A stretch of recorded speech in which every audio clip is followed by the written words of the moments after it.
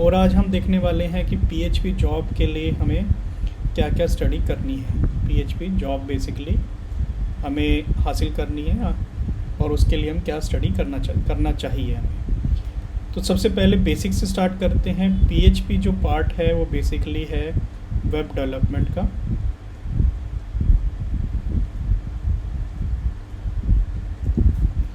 Web development PHP में भी होती है, प्लस .NET में भी होती है, जावा में भी हो सकती है,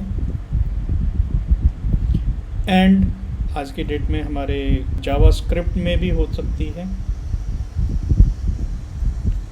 जावास्क्रिप्ट के जो फ्लेवर्स आज की डेट में आए हुए हैं जैसे कि रिएक्ट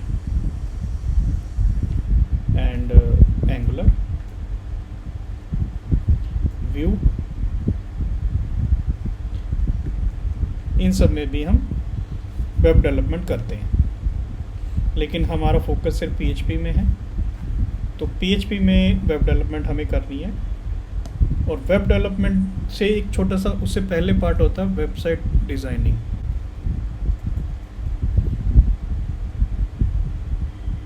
वेबसाइट डिज़ाइनिंग में बेसिकली एक अलग तरह की पोस्ट होती है कंपनी में, जहाँ पे सिर्फ वेबसाइट का डिज़ाइन बनाया जाता है, उसको रेस्पॉन्सिव बनाया जाता है।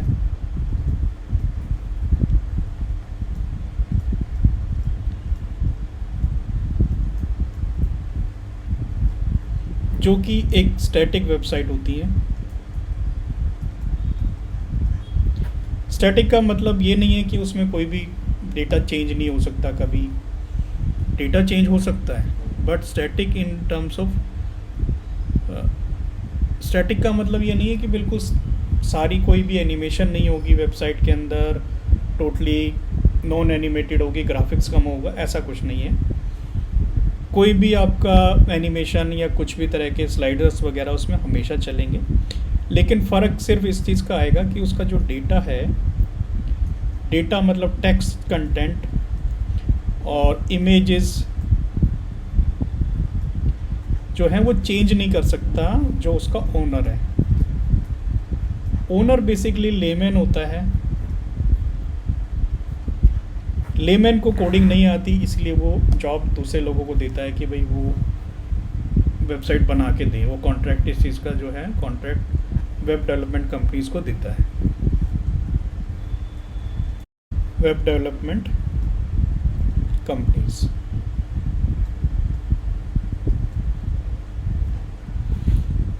तो वेब डेवलपमेंट कंपनीज के पास 3-4 प्रोफाइल होते हैं। एक हो गया हमारा HTML डिज़ाइनर,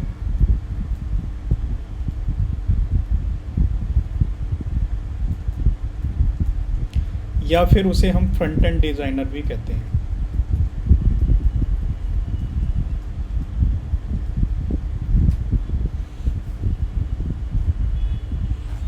वो किस किस चीज़ में काम करता है? वो काम करता है HTML में,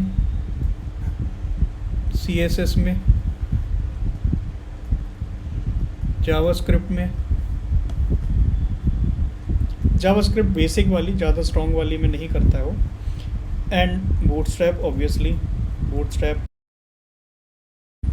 बूटस्ट्रैप मोबाइल वेबसाइट को रेस्पॉन्सिव बनाना, मोबाइल फर्स्ट आजकल गूगल ने निकाला हुआ, तो मोबाइल के हिसाब से तो आपको वेबसाइट बनानी ही बनानी है। तो ये 4-5 कंपोनेंट हैं जो कि आपको वेबसाइट डिज़ाइन करने के लिए front end HTML static website बनाने के लिए फ्रंट एंड डिज़ाइनर यूज़ करता है। उसके बाद आता है PHP डेवलपर।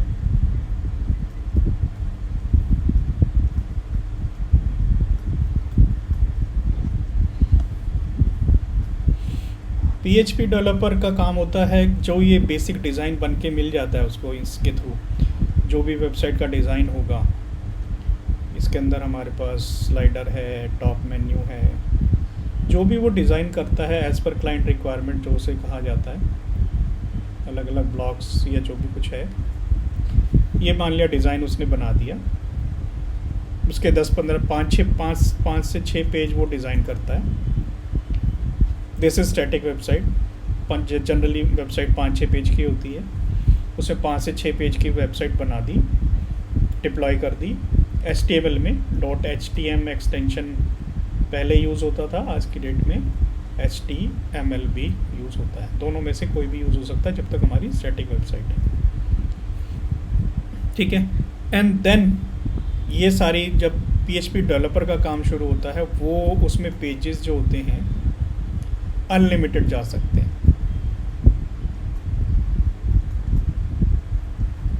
अनलिमिटेड मतलब 5 से 10 भी हो सकते हैं और 5,000 से 1,00,000 भी हो सकते हैं, क्योंकि इसमें एक एडमिन पैनल भी होता है।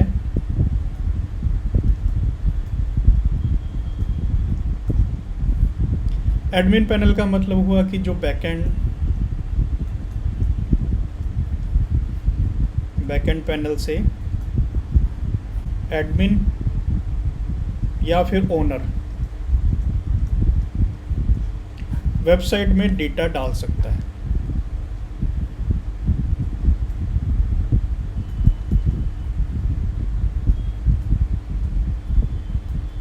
डेटा कैन बी इंसर्टेड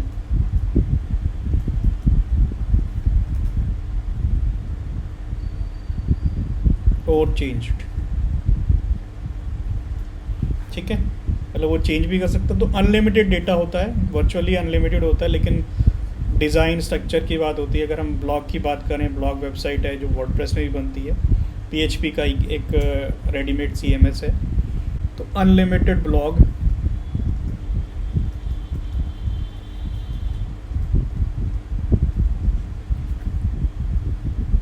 बनाए जा सकते हैं। उसमें एडमिन जो है, एडमिन या फिर ओनर जो वेबसाइट का है, वो उसमें अनलिमिटेड डेटा डाल सकता है। ये थोड़ा सा वर्ड की तरह ही होता है, MS वर्ड की तरह। उसमें वो डेटा को फॉर्मेटिंग कर सकता है, इमेजेस डाल सकता है टेक्स्ट के बीच में, स्लाइडर्स के लिए प्लेस होल्डर्स हम बेसिकली बना के देते हैं, जिसमें कि वो अपना डेटा इंसर्ट करता रहता है और अपनी चीज़ों को मैनेज कर सकता है। कभी भी कोई भी आर्टिकल हटा देता है, कुछ उसको नया इंसर्ट करना है, इस तरह से वो वेबसाइट को मैनेज कर पाता है। तो PHP में अब हमें डेवलपमेंट करनी है। उसके लिए हमें क्या क्या सीखना है? PHP के लिए सबसे पहले हमें क्या क्या मेजरली सीखना चाहिए? एक तो PHP तो हमें सीखना ही सीखना है, एंड उसके साथ साथ MySQL ये मस्ट है बिना डेटाबेस के, क्योंकि ये जो सारा डेटा जो आता है वो डेटाबेस से आता है, ना कि स्टैटिक पेजेस से। जब हम अनलिमिटेड की बात करते हैं तो उसमें पेजेस हमारे डेटाबेस में स्टोर होता है। सारा डेटा जो है, सारा जो डेटा होगा वो डेटाबेस में स्टोर होगा, ना कि फाइल्स में नहीं होता।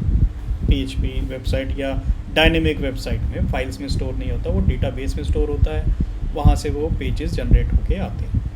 एंड साथ में एजेक्स भी यूज़ होता है। एजेक्स बेसिकली जावास्क्रिप्ट और PHP का कॉम्बिनेशन है, जिससे कि हम किसी भी पेज में बिना पेज रिफ्रेश किए कुछ भी डेटाबेस से इंफॉर्मेशन डायनेमिकली लाके दिखा सकते हैं किसी सर्टेन केसेस में। एंड इसके साथ साथ जो PHP डेवलपर को इन ये सारी चीज़ों के साथ साथ क्या क्या नॉर्मली आना चाहिए, इन PHP में और MySQL में उसे स्ट्रॉन्ग होना पड़ेगा, काफ़ी स्ट्रॉन्ग, अच्छे से उसे स्टडी करनी है जो भी डेवलपर बनना चाहता है। आप सभी लोगों को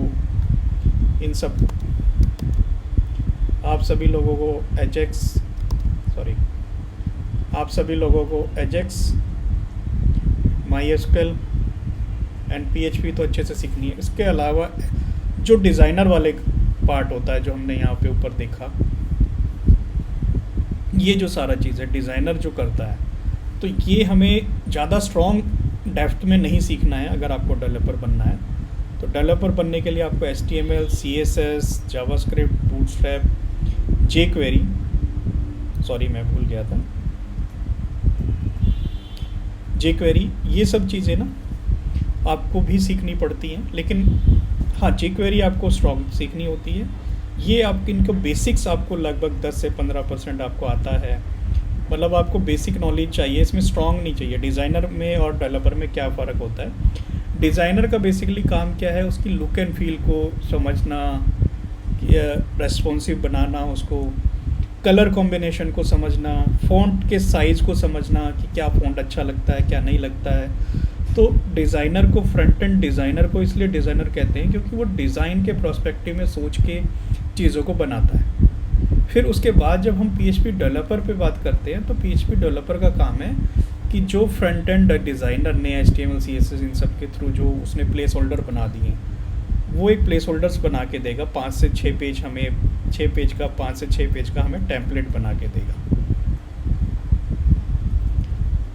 तो वो जो टेम्पलेट जो होगा, उस टेम्पलेट में हम अपना कोड लगा के उन्हीं पेजेस को यूज़ करके रिपीटेडली जो डेटा है हमारा एसक्यूएल डेटाबेस से आके इस टेम्पलेट में हम अनलिमिटेड पेजेस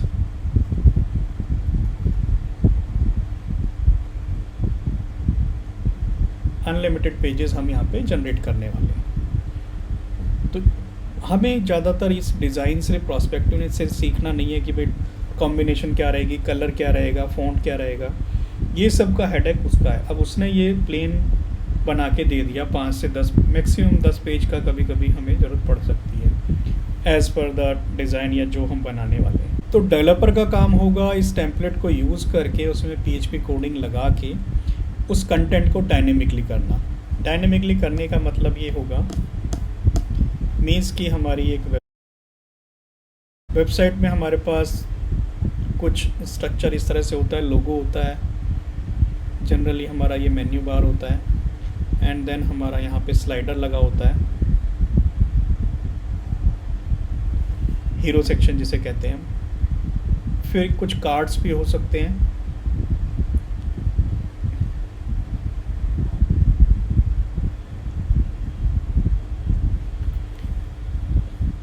और ये बेसिकली स्लाइड भी कर सकता है जिसे क्राउजल कह सकते हैं, और एक क्राउजल हम इसमें भी बना सकते हैं। कुछ भी इंफॉर्मेशन यहाँ पे कार्ड्स में basically image, heading and text होता है, कुछ डिस्क्रिप्शन टेक्स्ट, एंड यहाँ पे मोर का हम बटन लगा हुआ होता है। इस तरह से हमारा जनरली स्ट्रक्चर होता है वेबसाइट का।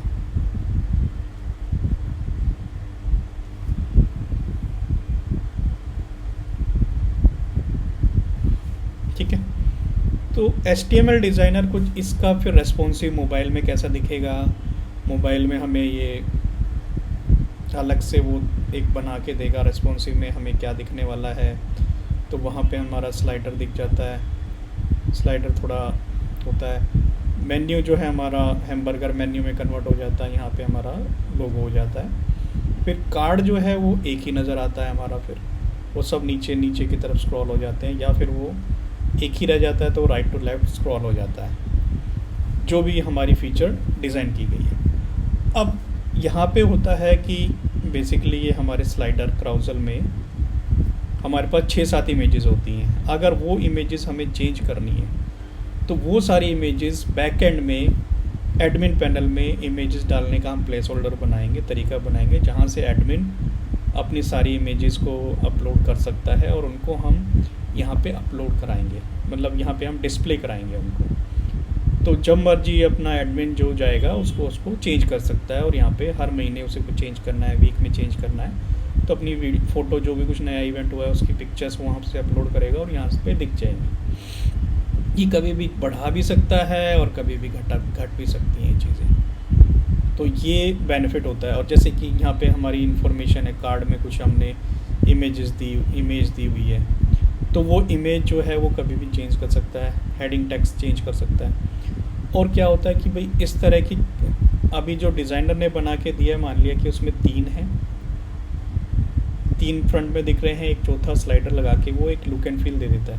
फिर हमें 3 का 30 बनाना है कि यहाँ पे अनलिमिटेड बार वो यूज़र उस पर क्लिक करता जाएगा और चीज़ें स्क्रॉल होती जाएंगी, ऐसे ऐसे करके इसमें स्क्रॉल होती जाएंगी, तो अनलिमिटेड डेटा आता रहेगा, वो डेटाबेस से आता है। तो इसी चीज़ को डायनेमिक करना है। तो इसके लिए हमें क्या करना है, स्ट्रक्चर को भी समझना पड़ेगा कि किस जगह जाके हमें अपना कोड लगाना है, इसका क्या मतलब होता है, ये सारी चीज़ें हमें समझनी, बस जस्ट एक नॉलेज होनी चाहिए कि टैग्स क्या क्या लगे हुए हैं HTML के और CSS क्या लगी हुई है, जो कि हम समझ के उस पर अपना PHP का कोड, PHP की स्क्रिप्ट उसमें इंसर्ट करेंगे तो वो काम कर जाए। तो PHP डेवलपर को इतना समझना है सिर्फ डिज़ाइनिंग का पार्ट, और बाकी उसको MySQL समझना है, HTML बूटस्ट्रैप वगैरह उसको थोड़े बेसिक लेवल की नॉलेज की ज़रूरत है सिर्फ, और बाकी मेन फोकस उसे PHP पे ही लेना है, बाकी मेन फोकस उसे PHP पे ही लेना है। PHP, MySQL, that's it, majorly उसको इस पे स्टडी करना है।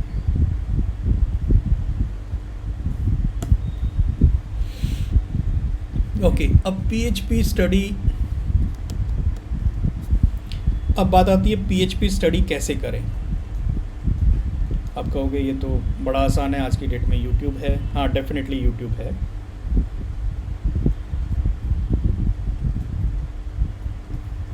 YouTube से आप स्टडी कर सकते हो। हाँ, ये वीडियो भी आप YouTube पे ही देख रहे हो। लेकिन YouTube का एक ड्रॉबैक है कि जो भी आप टॉपिक सर्च करते हो या कुछ देखते हो, उसके बेसिस पे एक तो 30-40 वीडियोस आ जाएंगी सर्च करते ही, उसमें थोड़ा सा कन्फ्यूज़न होती है हमें। प्लस जब आप एक वीडियो देख लेते हो तो फिर ऑटो सजेशंस कुछ दिख जाती हैं, अलग अलग अलग थंबनेल दिख जाते हैं, उससे आपको डिस्ट्रैक्शन होती है बेसिकली।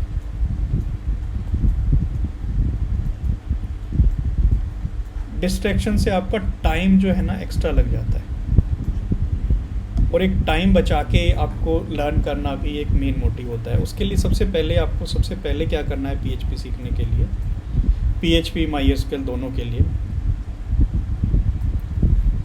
उसके लिए आपको सबसे पहले W3 स्कूल की वेबसाइट से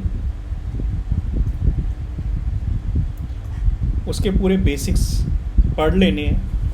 उससे आपको सारे बेसिक्स समझ में आ जाएंगे। HTML CSS सभी के करने हैं, यानी कि सिर्फ PHP उसके नहीं। HTML CSS, bootstrap, jQuery, JavaScript, इन सब को आपने सीखना है। इन सब के बेसिक्स फंडे आपके क्लियर होने चाहिए। ये आपको W3 स्कूल में टॉपिक वाइज मिल जाएंगे, उसको यूज़ कैसे करना है उसमें आपको बेसिक आपका क्लियर हो जाएगा। देन सेकंड लेवल की नॉलेज के लिए आपको क्या करना है, सेकंड लेवल की नॉलेज के लिए मतलब उसको एनहेंस करना है, उसका कुछ प्रैक्टिकली करके देखना है, उसको सीखें कहाँ से। तो उसके लिए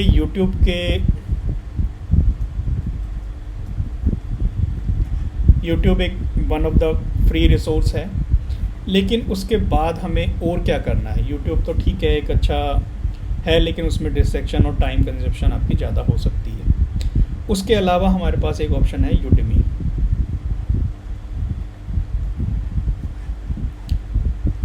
ये आज की डेट में एक मतलब वरदान है, एक तरह से एक ब्लेसिंग है।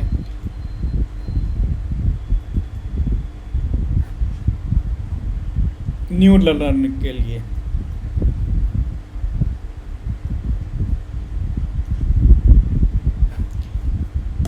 क्यों है? क्योंकि इसके जो कोर्सेज़ हैं वो लाइफ टाइम के लिए, आपका कोर्सेज़ जो भी होंगे वो आपका सबसे पहला बेनिफिट आपको ये मिलने वाला है कि इसमें जो भी डेटा है वो यूट्यूब की तरह आपको सबसे फ्री मिलने वाला है। मतलब सॉरी, फ्री नहीं मिलने वाला, ये यूट्यूब की तरह आप इसमें वीडियो लेक्चर्स मिलेंगे आपको।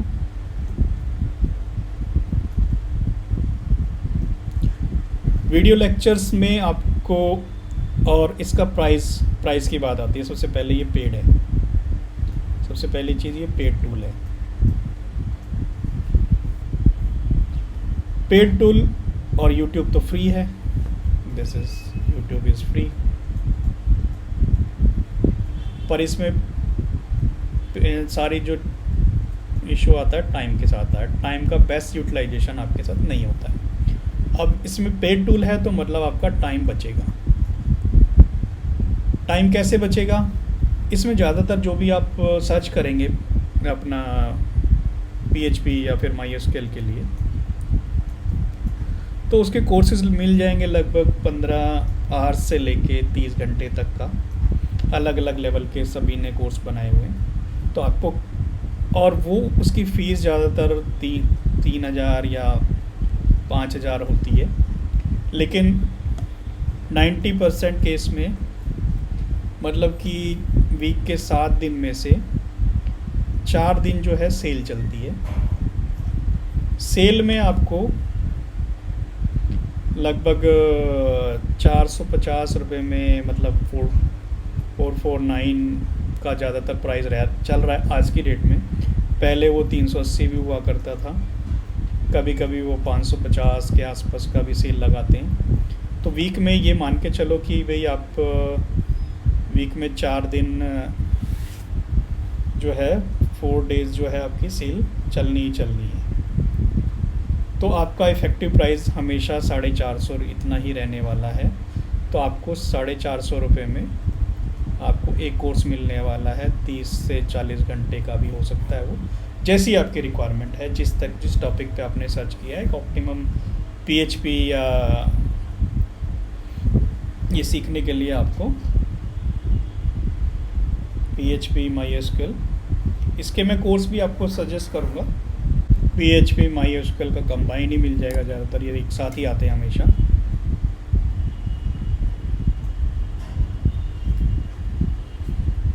ये 30 से 40 रुपये का 30 से 40 घंटे का आपको मिल जाएगा, और ये लाइफ टाइम एक्सेस होगा आपके पास। एंड इसको आप कभी भी, आप दोनों में, वेबसाइट में भी, मोबाइल ऐप,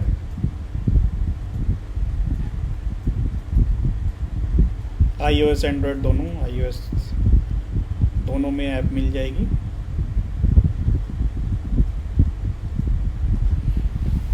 तो आप इसको कभी भी लाइफ में, कभी भी किसी भी जगह आपको रिक्वायरमेंट आती है कि भाई दोबारा आपको समझना है या कुछ एक टॉपिक देखना है, तो वो आप यहाँ पे देख सकते हैं।